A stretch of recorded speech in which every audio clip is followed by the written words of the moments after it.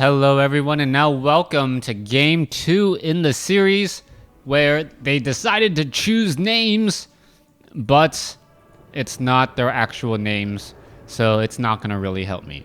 It is an Undead versus Undead matchup once more, and with that, I will tell you one thing. Undead is gonna win. Alright, let's go ahead and see what's going to be happening here. On the top right-hand side of the map, we have the light blue Undead. Meanwhile, on the bottom left-hand side of the map, we have the purple Undead. Lich first coming in from the purple Undead here, as he does end up getting a lightning shield onto his units.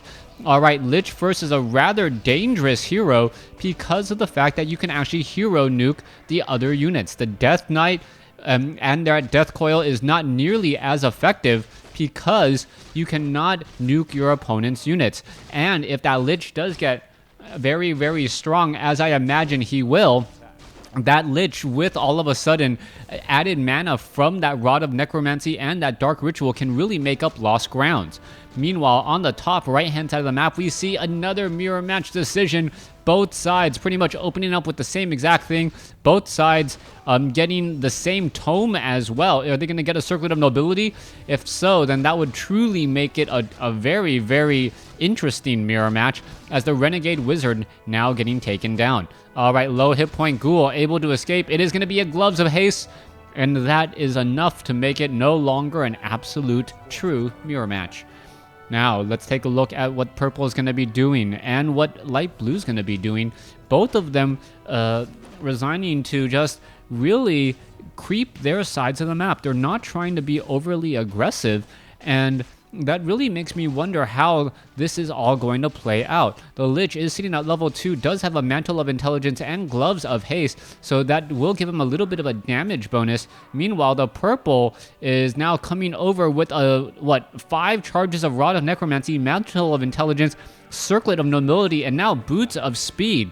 Alright, if all of a sudden we get a 4-unit surround onto that Lich, that is going to end up being very, very costly, as the Lich most likely ended up grabbing oh, what is this? A straight rush inside the base. I was not expecting this. The Nerubian Tower a bit too far away, as the Lich is now just coming over to try and try and protect this base here. Purple doing a good job taking down unit after unit, and Acolyte after Acolyte is falling. All of a sudden, I only see one Acolyte left here, and that range attack on that Lich, that additional bonus damage causing so many problems, as now you can see that light blue is pretty much out of Acolytes. He has no real way of mining, as even a low hit point Ghoul will be able to get away. Skeletal Minions are the units now being left behind, as we can see.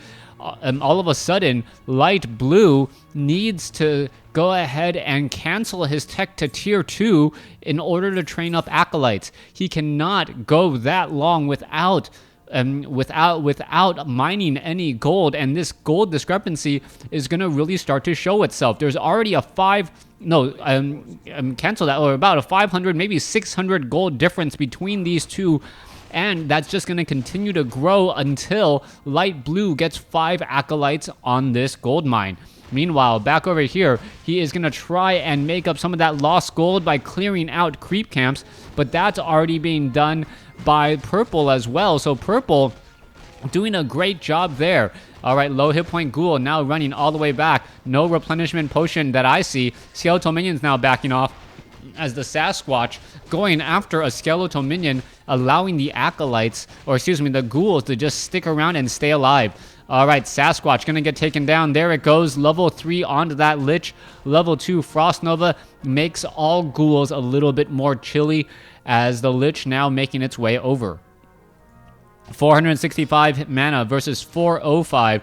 Let's see, the tech to tier 2 now underway. 9,700 or 9,500 gold versus about 9,000. That is a difference of 700 gold. That's a difference of about a minute and a half. And being behind a minute and a half in a game that has only gone 6 minutes and 20 seconds is a tremendous difference. All of a sudden, you find yourself behind by about 20% of the total gold on both sides, and that definitely does hurt.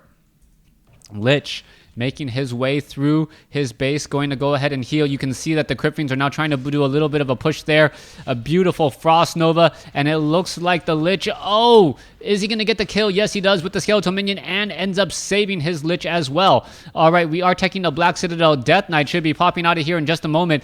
Potion of Healing, and then dropping the Circlet of Nobility, picking it back up after quaffing that potion, and nicely done. All right, so far it looks as though the Crypt Fiends may be able to get off one kill on a ghoul. Yes, they do, but that is pretty much going to be it, as all the units are just running around once more. Are we going to see a Frost Nova? There's a Frost Nova to try and chase down some more units, and that is going to be exactly that. The ghouls still trying to chase down those units there, as that, oh, Lich gets a Death Coil.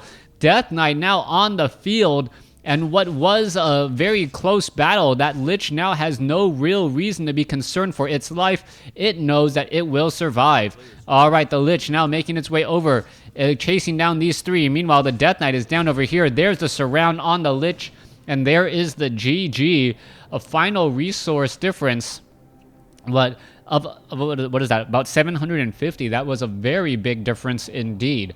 Thanks for watching. Thanks for listening. Hope you guys enjoyed game 2. Please stay tuned for game number 3.